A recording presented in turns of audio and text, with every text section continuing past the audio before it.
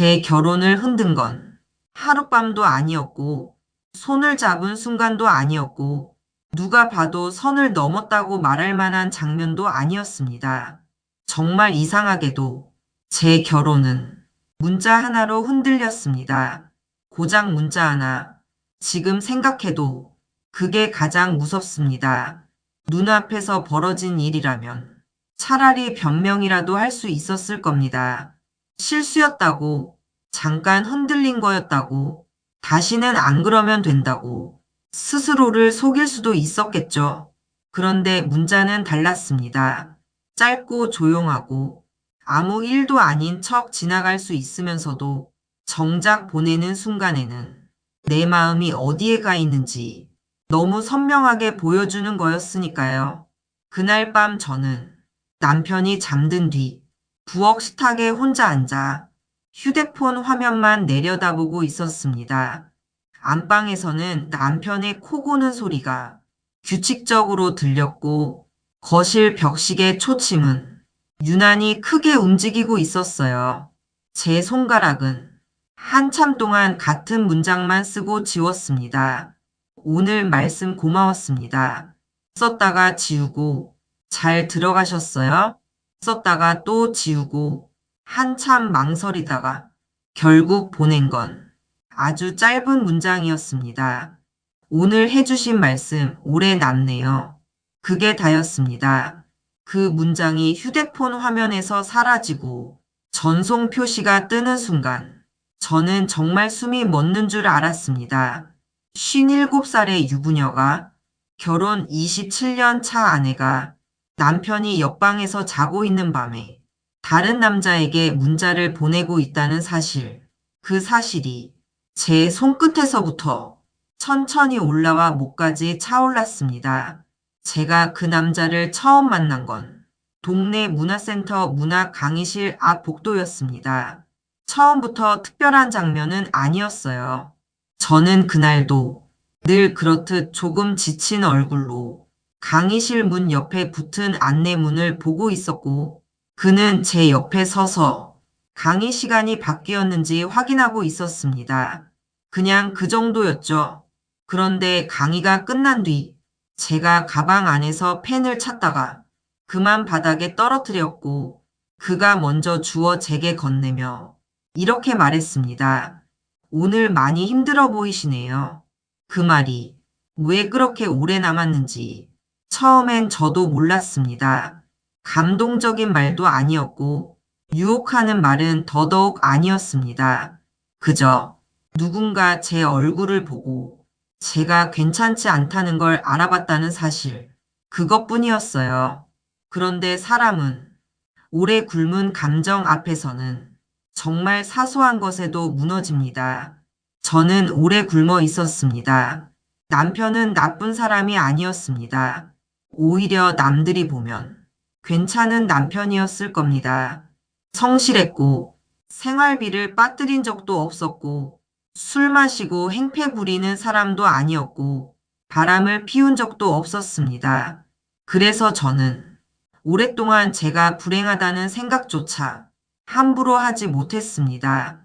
남편이 특별히 큰 잘못을 한 것도 아닌데 제가 괜히 유난 떠는 건 아닐까 싶었거든요. 하지만 나쁜 사람이 아닌 것과 좋은 남편인 것은 다르더군요. 남편은 늘 제 곁에는 있었지만 제 안에는 없었습니다.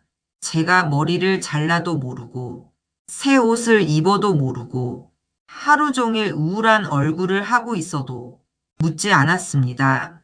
같이 밥을 먹어도 그는 늘 TV 뉴스와 함께 있었고 같은 침대에 누워도 저를 향해 돌아눕는 일은 거의 없었습니다. 대화는 점점 줄었고 나중에는 필요한 말만 남았습니다. 반찬 뭐 있어? 내일 몇 시에 나가? 가스비 납부했어? 불 꺼. 그게 우리 부부의 대화 전부일 때도 많았습니다. 결혼 초엔 안 그랬어요. 남편도 말수가 많은 사람은 아니었지만 그래도 다정함이 있었습니다. 시장에 가면 무거운 봉지는 늘 먼저 들어줬고 제가 감기 걸리면 퇴근길에 약봉지를 사오던 사람이었죠. 그런데 아이들 키우고 돈 벌고 시댁 챙기고 먹고 사는데 치이다 보니 그 작은 다정함들이 하나씩 사라졌고 저는 그걸 다 세월 탓으로만 넘기며 살았습니다. 아이들이 다 자라 집을 떠난 뒤 비로소 보이기 시작했어요. 우리 둘이 남은 집이 얼마나 조용한지, 얼마나 메말라 있는지 저는 어느 순간부터 집에 일찍 들어가기 싫어졌습니다. 마트를 한 바퀴 더 돌고 필요 없는 세제 코너 앞에 괜히 서 있고 도서관에서 빌린 책을 읽지도 않으면서 늦게까지 자리에 앉아 있다가 들어갔습니다. 왜냐하면 집에 가도 저를 기다리는 사람이 있는 느낌이 없었거든요. 그 시기에 문화센터 강의를 듣기 시작했습니다. 처음엔 정말 시간을 채우기 위한 선택이었어요. 집이 아닌 곳에 일주일에 2시간이라도 있어야 숨이 좀 트일 것 같았습니다. 그 남자는 그 강의에 늘 맨 뒷줄 쪽에 앉았습니다. 이름은 김도연 61살. 출판사에서 오래 일하다 은퇴했고 지금은 번역 일을 조금씩 한다고 했습니다. 그는 말이 많은 사람이 아니었지만 이상하게도 사람의 말을 끊지 않는 사람이었습니다. 이게 별일 아닌 것 같지만 생각보다 강한 힘을 갖고 있습니다. 누군가 내 말을 끊지 않고 끝까지 듣는다는 건 그 자체로 당신 얘기는 들을 가치가 있다는 신호가 되니까요. 그와 처음 제대로 대화를 나눈 날은 강의 후 근처 카페에서였습니다. 몇몇 수강생들이 함께 있었고 분위기는 전혀 은밀하지 않았어요. 그런데 다른 사람들 이야기가 오가다가 제가 무심코 요즘은 집에 가도 집 같지가 않아요. 라고 말했을 때 그는 잠시 저를 보더니 이렇게 말했습니다. 집이 싫은 게 아니라 관계가 막혀 있는 거겠죠. 그 말을 듣는 순간 정말 누가 제 가슴 한복판을 손가락으로 짚은 것 같았습니다. 맞아요. 그게 정확했어요. 저는 집이 싫은 게 아니었습니다. 남편이 무섭거나 믿기만 한 것도 아니었고요. 그저 아무리 말을 걸어도 닿지 않는 관계, 같은 공간에 있으면서도 혼자인 느낌. 그게 너무 지쳐 있었던 겁니다. 그날 이후 저는 수요일만 기다리게 됐습니다. 수요일 오전부터 괜히 마음이 들뜨고 거울 앞에 한 번 더 서게 되고 너무 낡은 카디건 대신 조금 단정한 블라우스를 꺼내 입게 됐어요. 그 사실을 처음 알아차렸을 때 저는 저 자신이 너무 무서웠습니다. 57살의 아내가 다른 남자를 보기 위해 옷을 고르고 있다니. 하지만 더 무서운 건 그걸 멈추고 싶지 않았다는 것이었습니다. 사람은 갑자기 바람을 피우는 게 아니더군요. 처음엔 그저 이해받고 싶고 보이고 싶고 누군가 내 안부를 물어줬으면 좋겠다는 마음으로 시작합니다. 문제는 그 갈증이 오래됐을수록 그 작은 온기 하나가 인생 전체를 흔들 수 있다는 거죠. 어느 날 제가 강의를 빠진 적이 있었습니다. 감정을 정리해 보려고 일부러 그랬어요. 이건 위험하다. 지금 멈추지 않으면 정말 감당 못할 때까지 갈 수도 있다. 그렇게 생각했습니다. 그날 저녁 그에게서 문자가 왔습니다. 오늘 안 오셔서 괜히 걱정됐습니다. 어디 편찮으신 건 아니시죠? 그 문장을 보는 순간 저는 한참 휴대폰만 내려다봤습니다. 남편은 제가 하루 종일 말이 없어도 모르는데 이 사람은 제가 한 번 안 보였다고 걱정하고 있었습니다. 그게 좋았고 무서웠고 서러웠습니다. 그리고 바로 그날 밤 저는 처음으로 답장을 보냈습니다. 오늘 해주신 말씀 오래 남네요. 그 문자 하나가 제 결혼을 흔들기 시작했습니다. 그 후 우리는 정말 짧은 문자만 주고받았습니다. 감기 조심하세요. 책 추천 감사했습니다. 오늘 강의 좋았습니다. 그게 전부였어요. 보고 싶다는 말도 없었고, 사랑한다는 말은 물론 없었고, 단둘이 보자는 제안도 없었습니다. 그런데도 저는 점점 더 위험해지고 있었습니다. 문자 알림 소리 하나에 심장이 뛰었고, 답장이 늦으면 이유 없이 불안했고, 그 짧은 문장을 몇 번이고 다시 읽었습니다. 그건 연애가 아니었습니다. 오히려 더 위험한 것이었죠. 이름 붙일 수 없는 감정, 대놓고 인정할 수도 없는 의존, 누구에게도 말할 수 없는 떨림. 가장 무서웠던 건 남편 옆에 누워 있으면서도 그 문자들을 떠올리고 있었다는 사실이었습니다. 어느 밤엔 남편이 먼저 잠든 뒤 저는 이불 속에서 휴대폰 밝기를 가장 낮게 줄이고 그 사람과 나눈 문자를 다시 읽었습니다. 오늘은 얼굴이 좀 좋아 보이셨습니다. 그 문장을 읽는데 왜 그렇게 눈물이 나는지 모르겠더군요. 남편은 제가 아픈지 힘든지 예쁜지 괜찮은지 아무것도 묻지 않는데 이 사람은 제 얼굴빛 하나를 기억하고 있었습니다. 그 순간 저는 너무 선명하게 알았습니다. 나는 이미 위험하구나. 실제로 아무 일도 없었는데 몸은 한 번도 닿지 않았는데 제 마음은 이미 남편에게서 멀어지고 있었습니다. 그러다 어느 날 남편이 물었습니다.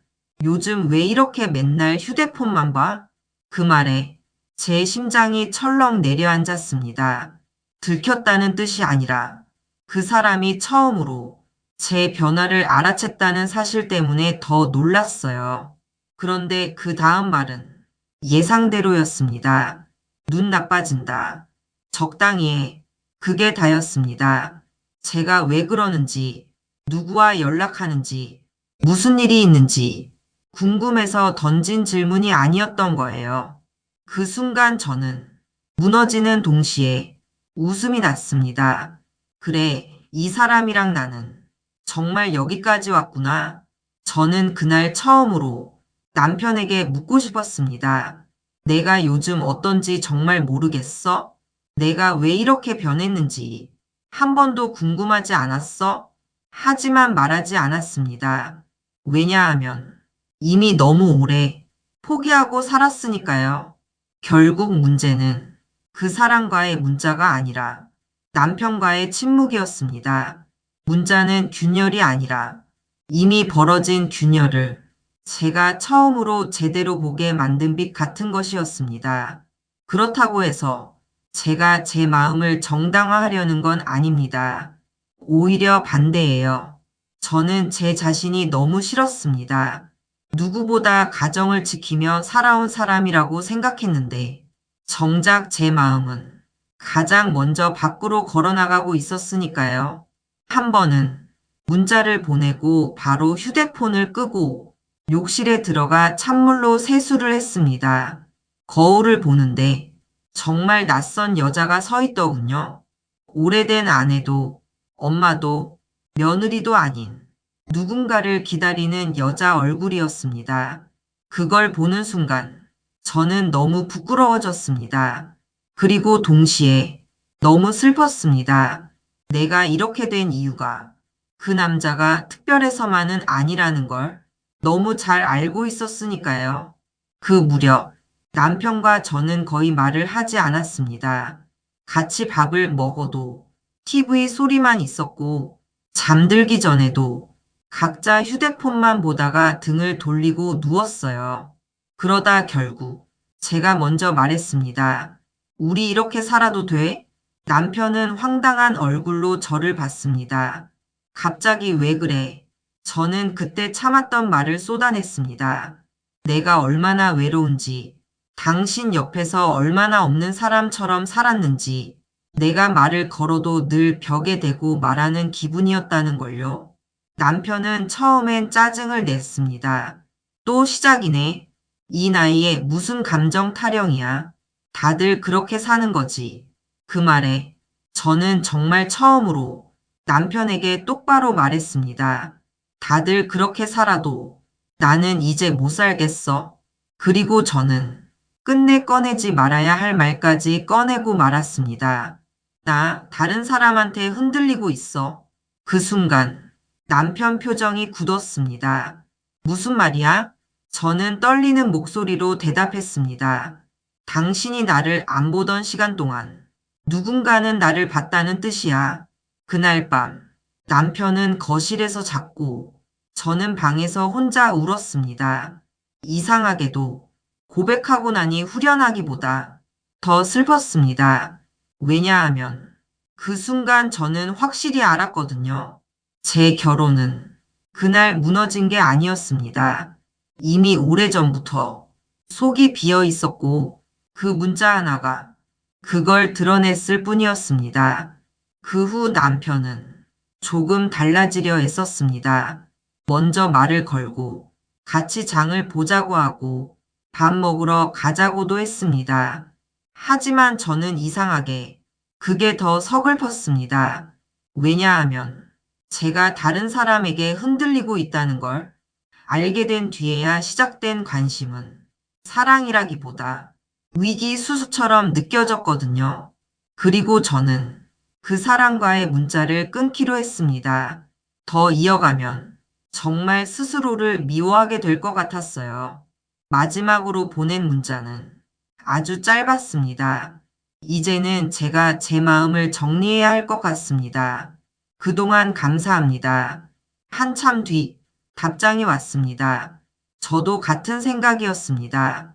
부디 선생님이 다시 없는 사람처럼만 살지는 않으셨으면 합니다. 그 문장을 읽고 저는 오래 울었습니다. 우리는 끝내 아무 일도 하지 않았습니다. 정말로요. 손을 잡지도 않았고 둘이 단둘이 멀리 간 적도 없고 누가 봐도 선을 넘었다고 할 일은 끝내 없었습니다. 그런데도 그 문자 하나가 제 결혼을 흔들었습니다. 왜냐하면 그 문자는 단순한 문자가 아니라 제가 얼마나 오랫동안 외로웠는지를 보여주는 증거였기 때문입니다. 지금 저는 남편과 상담을 받고 있습니다. 하루아침에 좋아지진 않았습니다. 여전히 어색하고 여전히 할 말보다 못한 말이 많고 어떤 날은 같은 이야기를 제자리에서 또 하기도 합니다. 그래도 예전과 하나 달라진 건 있습니다. 이제는 침묵으로 덮지 않습니다. 나 오늘 서운했어. 그 말 상처였어. 나는 돌봄보다 관심이 필요해. 이런 말을 합니다. 남편도 늦게나마 듣는 법을 배우는 중입니다. 아직 많이 서툴지만 그래도 이제는 아예 없는 사람처럼 취급당하진 않습니다. 가끔 밤이 되면 그때 그 문장들이 떠오릅니다.